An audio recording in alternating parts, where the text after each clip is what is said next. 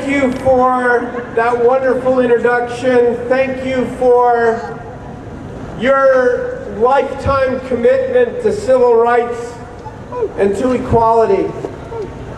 Thank you all for being out here on the west steps of your capital.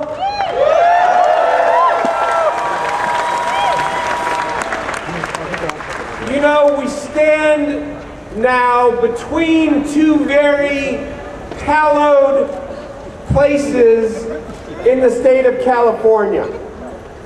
The California Supreme Court behind you, and the California State Capitol behind me. I have the privilege every day to walk into this building and represent 1 million people in my district. And every day I walk inside the Capitol, I am reminded of the most basic responsibility of government, of any civic and civil society. And that is treat people with respect, dignity, and equality.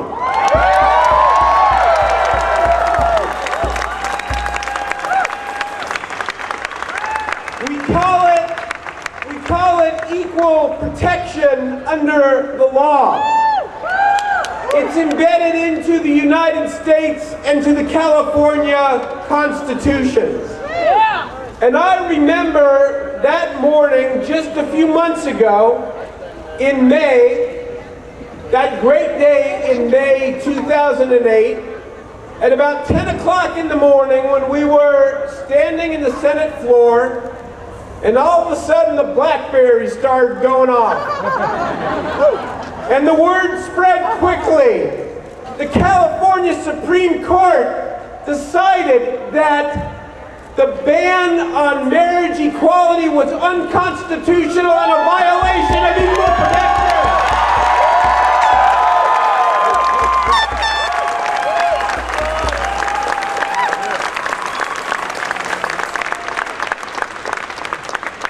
So I want to talk about the calendar for just one moment, if you don't mind. A little simple logic here. If the ban on marriage equality was unconstitutional in May, the ban will also be unconstitutional when the Supreme Court makes its decision in January.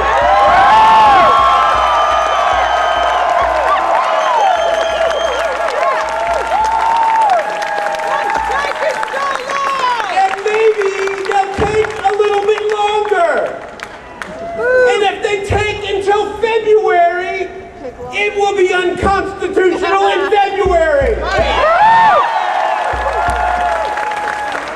And in March. And in April. And in May. And in June, July, August, September, October, November, December.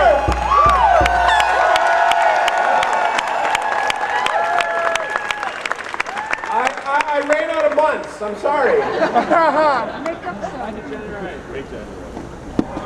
You know, it's unfortunate, but the fact of the matter is that anything worth fighting for oftentimes is a struggle. Right.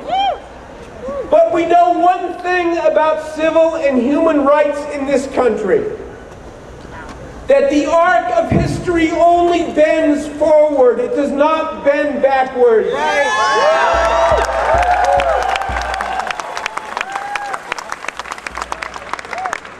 Proposition 8 is a temporary setback, but it is not the end, it is just the beginning.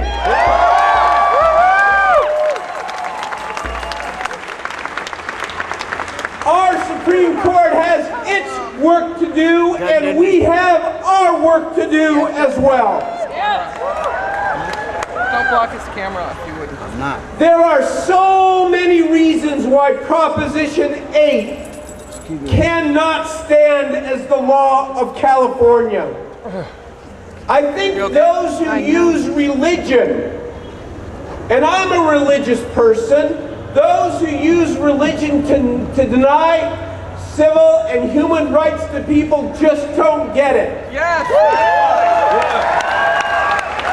It's not about what marriage equality does to religion. It's about what religion can do if applied incorrectly to what must be in civil society.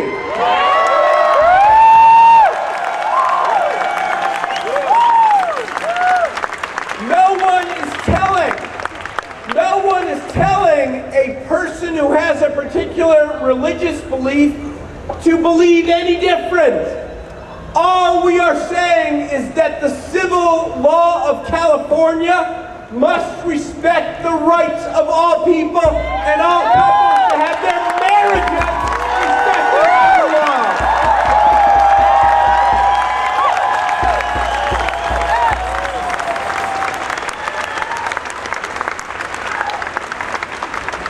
I love these signs out here.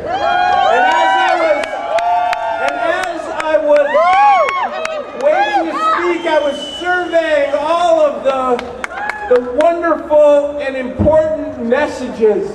The reflection of the great American right to protest, to advocate, to make our voices heard. And you know, there are two that really stand out to me. There's one sign there from Sergeant Strasburger. Yay, Sergeant! United States Marine Corps. I protected your freedom, his sign says. Now protect mine.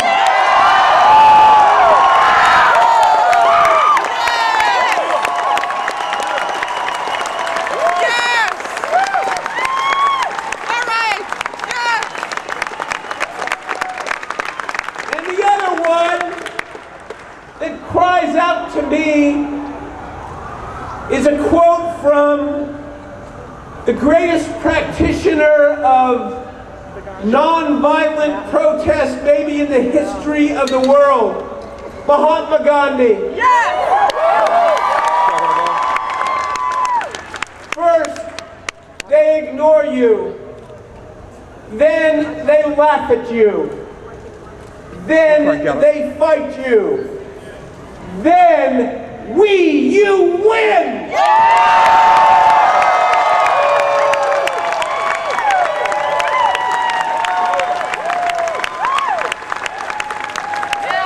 That is the story of this great struggle. Where are you?